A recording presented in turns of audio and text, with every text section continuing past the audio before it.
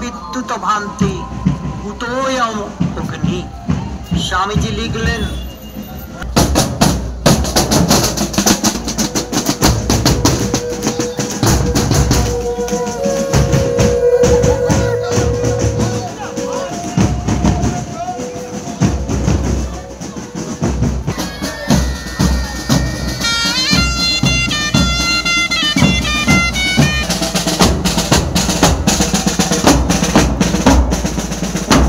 শোভাযাত্রা, তারই সাথে আছে ডোমজুর কেন্দ্র তৃণমূল যুব কংগ্রেস। ক্যাম্পের ভেতরে চলে আসবেন।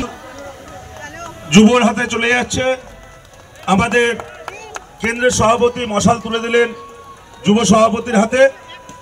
মিছিলটা সবাই আপনারা এগিয়ে আসুন, গাড়িগুলো এগিয়ে যান, ট্যাবলোর গাড়িগুলো এগিয়ে যান, যারা আছেন হেঁটে এসছেন সবাই।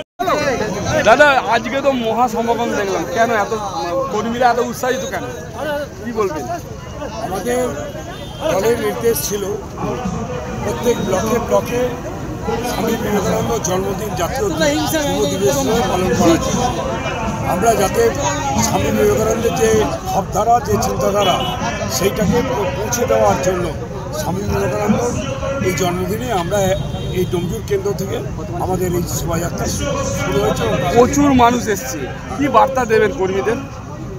একটাই কথা, ভারতবর্ষে যে বিভাজন চলছে সেই বিভাজনের বিরুদ্ধে স্বামীজির আদর্শে দীক্ষিত হয়ে আমরা ভারতবর্ষের সম্প্রীতি অখণ্ডতা রক্ষা করাই আমাদের শপথ। সামনে 26 বিধানসভা নির্বাচন, কর্মীদের কি বার্তা দেবেন?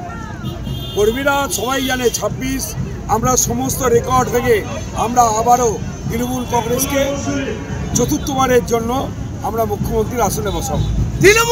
কর্মীদের কি বার্তা দেবেন? কর্মীদের বার্তা দেওয়ার কিছু নেই। আজকে 162তম স্বামী বিবেকানন্দের, মহামানব স্বামী বিবেকানন্দের কংগ্রেসের ব্যবস্থা আয়োজন করা হয়েছিল। সেই শোভাযাত্রাতে ডোমজুর বিধানসভার প্রত্যেক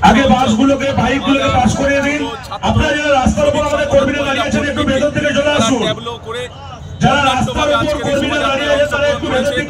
আমাদের যুব নেতা